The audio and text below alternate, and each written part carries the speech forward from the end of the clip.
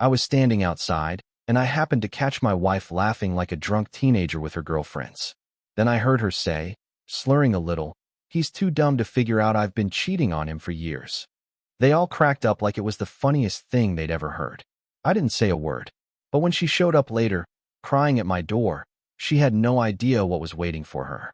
I'm a 32-year-old guy, and I never thought I'd be the kind of man who'd post something like this online. Yet here I am. So strap in. This one's a roller coaster. Last weekend, I was supposed to go on an overnight trip with the guys to catch a big game a couple states away. We'd been looking forward to it for months. But at the last minute, Travis's kid got sick, so we scrapped the whole thing. No big deal. Life happens. I figured I'd surprise my wife, Lindsay. She's 31, and we've been married 7 years, by coming home early. Yeah, I know what you're thinking. That kind of surprise usually ends badly in these stories. And you'd be right. But what happened was actually worse than what you're imagining. When I pulled into our driveway around 8 p.m., I noticed a few cars out front. I immediately recognized Erica's Subaru and Rachel's Honda. Lindsay had mentioned she was having a girls' night, so I figured that all checked out. I was heading for the front door when I heard their voices out back through the side gate. They were loud. Like wine loud. Tipsy and cackling. I was just about to walk around and say hello when I heard my name pop up. So I stopped. Call it a gut feeling. Instinct, maybe. Caleb is just so. One of them started.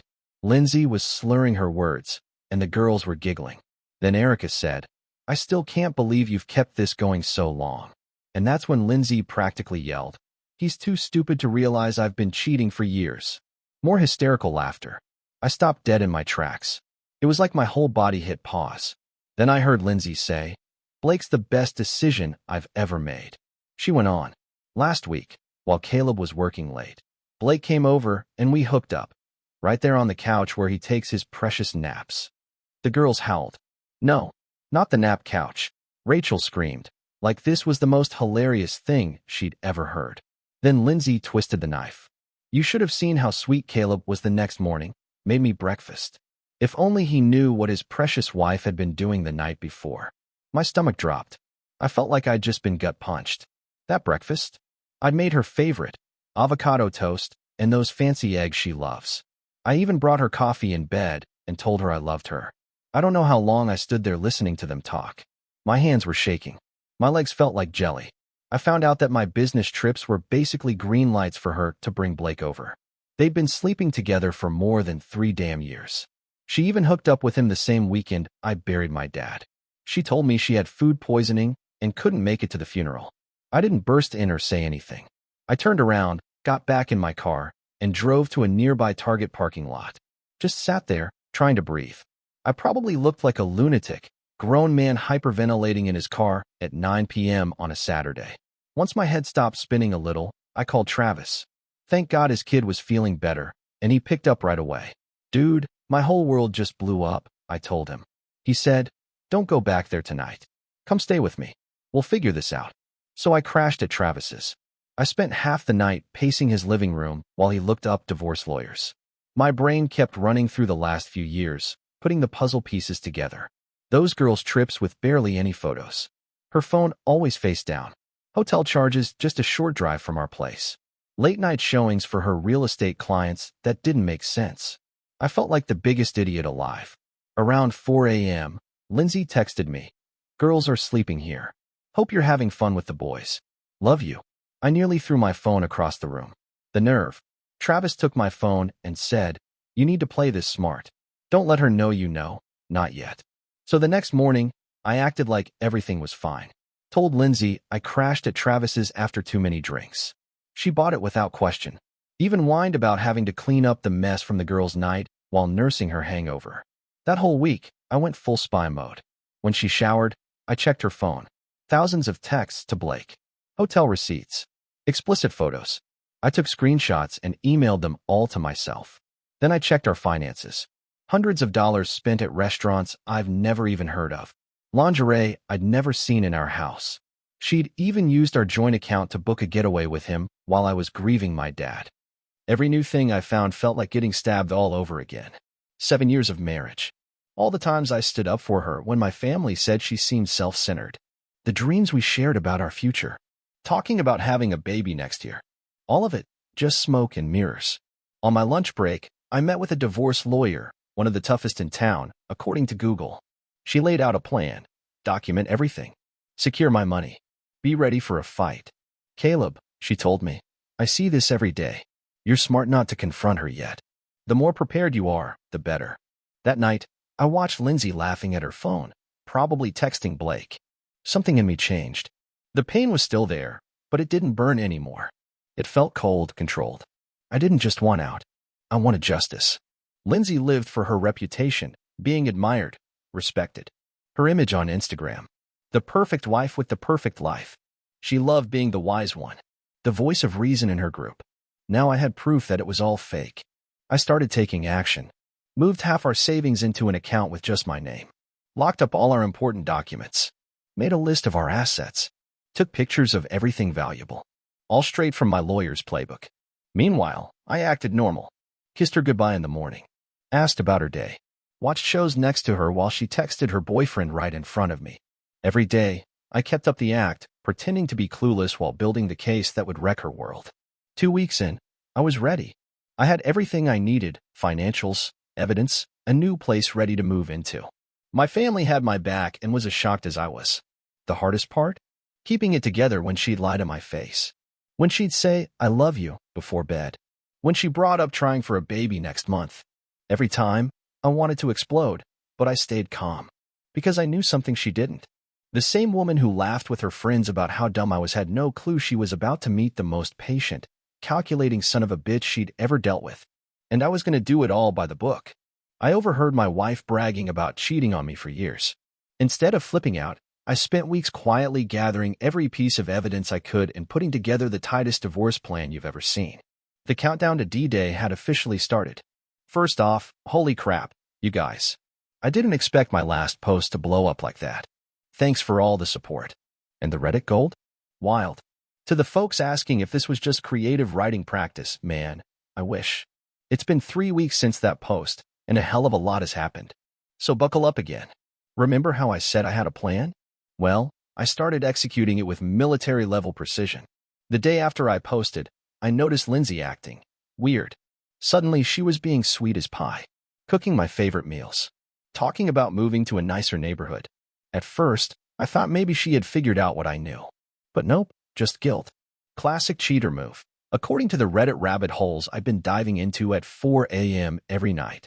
Let me walk you through what I did, step by step. Finances. That was top priority. I'd already moved half of our savings into my own account. Then, I tracked down every expense tied to her affair. Those hotel charges? Lined up and documented. The fancy dinners she claimed were with clients but were actually with Blake? Logged into a spreadsheet. Lingerie she bought for him? Yep, photographed receipts and all. My lawyer told me this could count as dissipation of marital assets. Basically, she was spending our shared money on her side guy. I also froze our joint credit cards. Told her the bank flagged suspicious charges and was sending new ones. Technically true, by the way. This gave me time to remove her as an authorized user from my main card. The look on her face when her card got declined at Sephora? Worth every second. She called me, furious, ranting about how embarrassing it was. I played dumb, said the new cards must still be in the mail. Property. I started quietly moving the stuff that really mattered to me, my dad's old watch, family photos, important docs, to my new apartment. I didn't haul everything at once. Just a few things at a time while she was out showing houses, translation, hooking up with Blake. Each time I moved something out, I either replaced it with a cheap copy or rearranged stuff so she wouldn't notice anything was missing. Evidence packet. This is where my buddy Travis really came through. We put together what we started calling the nuclear file. It had screenshots of texts, photos, receipts, credit card records, a full timeline of her affair, hell, even phone call recordings with Blake. We live in a one-party consent state. I made several copies, one for me, one for my lawyer, one for Blake's wife. Yep, I found her, and one that would eventually go to Lindsay's parents. Blake's wife's name is Emily. She seemed like a good person. Totally blindsided. The social angle was the trickiest part. I didn't want Lindsay to get ahead of the story and paint me as the villain, so I started planting seeds with our mutual friends. Real subtle. Just little comments about how Lindsay seemed distant lately, or how marriage can feel lonely sometimes. I wasn't giving anything away, just getting people to start asking their own questions. I also grabbed screenshots of Lindsay's Instagram. She'd been posting all this hashtag blessed crap about our perfect marriage while she was sneaking around with Blake. The hypocrisy made me sick. Then came D-Day. I picked the perfect moment, Lindsay's big client appreciation event she'd been hyping up for months. Here's how it all went down. That morning, I acted completely normal. Made her coffee, kissed her goodbye, and told her good luck at the event. She left looking like $1,000,000 in an outfit I now realized she probably bought to impress some other guy with my money. At exactly 9 a.m., I sent the full evidence package to Blake's wife. I had it delivered by courier and included my number in case she wanted to talk. By noon, the shit hit the fan. I was sitting in my new apartment when my phone started blowing up. Text from Lindsay like, "Why is Blake's wife calling me? Did you talk to her? Answer your fucking phone." I didn't say a word. Just let the messages stack up. Then Emily, Blake's wife, called me. We talked for nearly an hour. She was crushed, but thankful I told her the truth. Said Blake had been gaslighting her for years. Now that the truth was out, he was scrambling to save his own marriage by throwing Lindsay under the bus. By 3 p.m., Lindsay's big work event was falling apart. She had to leave early because of the emergency. She kept calling me. I didn't answer. At 4 p.m., I sent a short, polite, and brutally honest email to her parents. No drama, just a clean timeline and key pieces of evidence. I told them I respected them and felt they deserved the truth about their daughter. I also said I wasn't trying to hurt them. I just couldn't let Lindsay control the story. By 5 p.m., I was sitting calmly in the living room when Lindsay walked through the door. She looked wrecked. Mascara everywhere. Like she'd aged a decade in one afternoon. She started yelling, furious that I'd told Emily that I'd betrayed her. But when she saw I wasn't reacting, she shifted gears. Tried pleading, bargaining, crying, flirting, crying again. I just sat there, calm, cold. And I said, "We both know exactly what's going on." Then I handed her the divorce papers. Her face went pale. That's when it hit her. This wasn't some emotional meltdown. I've been planning this for weeks, right under her nose. She noticed some of my stuff was missing. I told her I'd be staying somewhere else, and she had 3 days to figure out where to go before I contacted the landlord. We had a morality clause in our lease. My lawyer had found that and flagged it. The next few days were interesting. She swung from threatening me, "You'll never get away with this," to begging, "We can fix this. It didn't mean anything. I only love you," to playing the victim. "I was lonely. You worked too much." Meanwhile, her whole social world was collapsing. Erica and Rachel ghosted her the second they realized they might get dragged into this mess. Her parents called her and had a very blunt conversation. Her mom later called me to apologize. And Blake? That coward went full survival mode. Told his wife Lindsay was the one chasing him, that she was obsessed and wouldn't leave him alone. Then reality started to set in. Lindsay found out half the savings was legally moved into my name. Her credit cards? Cut off. She couldn't afford the rent on her own. Her client event turning into a disaster was probably the final nail in the coffin. I heard she lost a few clients right after. It was just the start of the fallout. Then, she found out through mutual friends that word had spread. Not because I went around telling people, but because Blake's wife, Emily, talked to her friends, and they told theirs, and so on. You know how it goes. The perfect little social circle Lindsay had built around her carefully curated image? It was crumbling fast. Last night, she showed up at my new apartment. No idea how she got the address, but I'm guessing one of her friends at the leasing office gave it to her. She was on my doorstep, sobbing, mascara running down her face, completely wrecked. And I'll be honest, for just a second, I almost felt bad for her. Almost. I let her in, mostly because I didn't want the neighbors getting involved. I'm not one for public drama. The second she walked in, she started in with the apologies. Said she'd made the biggest mistake of her life. That she'd do anything to fix things. That she couldn't believe she'd thrown away our marriage for a guy like Blake. I just looked at her and said, "Remember when you told your friends I was too stupid to figure it out?" Yeah. Surprise. Her face was something else. First came the shock. Then came the horror. Then the shame. She tried to backpedal, saying she didn't mean it, that she was drunk, it was just stupid talk. I cut her off and told her to sit down. I had something I wanted her to see. She had no idea what was coming. I laid out her new financial reality, every line of it. I showed her the spreadsheets, the budget breakdowns, the legal documents. She was going to be in for a rough ride after this divorce. My plan worked like a charm. I exposed the affair to the right people, protected my money, and watched her carefully built world fall apart piece by piece. She came begging for forgiveness and got a brutal reality check instead. It's been 5 months since I posted last. First off, thanks to everyone who sent DMs asking if I was still alive. I am. Just needed time to process everything before wrapping this story up. You ever see one of those demolition videos on YouTube? The kind where they set off a few precise explosions and then the whole building crumbles in on itself? That's exactly what happened to Lindsay's life. And I had a front row seat. The morning after she came crying to my apartment, I actually felt calm. For the first time in months, I slept straight through the night. Number 4 a.m. anxiety. No waking up sick to my stomach. I made coffee, scrolled through Reddit, and didn't even think to check my phone for one of her texts. That felt like real progress.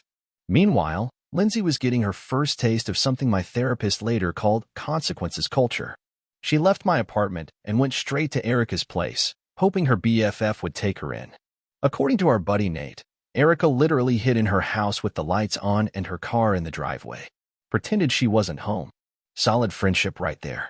So what's happened since then? The divorce. The legal side went smoother than I expected.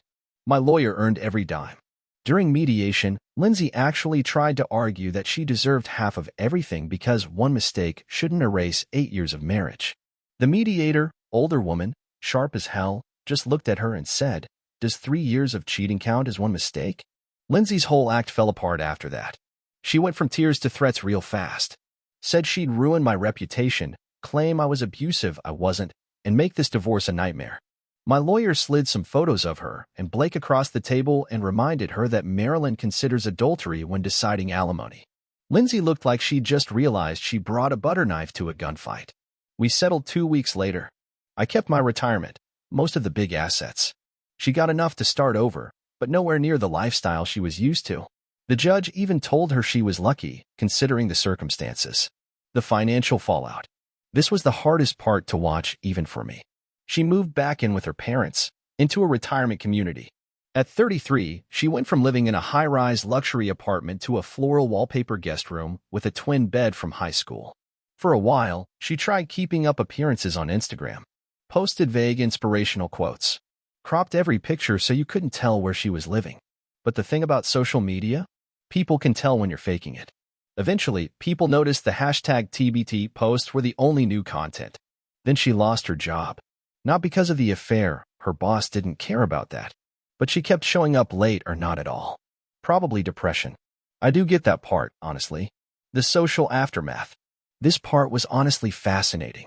The social circle split into 3 camps. Team Caleb, Travis, of course, Nate, and his wife. Most of my coworkers. Even Lindsay's cousin Jenna, who apparently always thought Lindsay was self-absorbed. Team Lindsay, basically just her parents, and even they were keeping some distance. Later, she reconnected with Rachel, who was bitter from her own divorce and jumped on the men are trash train. Team Nobody. The rest? They backed off from both of us. Can't blame them. Most people don't want to be stuck in the middle of a messy breakup. The weirdest twist was Erica. After ghosting Lindsay, she messaged me on Facebook, asking how I was doing. Even suggested we grab coffee sometime. I passed. Something about how fast she abandoned Lindsay and then tried buddying up to me felt off. The Blake situation. Emily and I kept in touch, not romantically. Just 2 people trying to make sense of what happened. We'd meet for lunch every so often, swap updates. Blake, meanwhile, went full rom-com mode. Showed up outside her house with a boombox. Sent flowers to her work. Even tried roping in their pastor. Didn't work. Emily filed for divorce 3 weeks after D-Day and moved in with her sister in Pennsylvania. Last I heard, she's dating a kindergarten teacher who coaches Little League on weekends. Honestly, I'm happy for her. Blake even tried texting me, something about how we were both victims, how Lindsay was the one chasing him. I replied with LOL. Felt right. As for me, this part's harder to write. That first month after I moved out, I turned into a bit of a hermit. Just worked, ate, slept, and repeated. Didn't really know what to do with myself. I came home, ordered some DoorDash, threw on whatever was new on Netflix, and zoned out. That was my routine for a while. Sleep. Repeat. My apartment looked like a freshman dorm, just a mattress on the floor, one pot, two plates, and nothing on the walls. It was sad, honestly. Eventually, Travis staged what he called an intervention. He showed up one Saturday morning with a bag of bagels and basically forced me to open up. I'm not usually a crier, but that day? Yeah, it hit me hard. I said things out loud I hadn't even admitted to myself. Underneath all the anger, I was just sad. Sad about all the years I lost. Sad about the future I thought we were building. Sad that someone I trusted completely could treat me like that. After that, I started therapy. Found a guy through BetterHelp who specializes in betrayal trauma. He didn't try to sell me on reconciliation or forgiveness or any of that cheesy Hallmark stuff.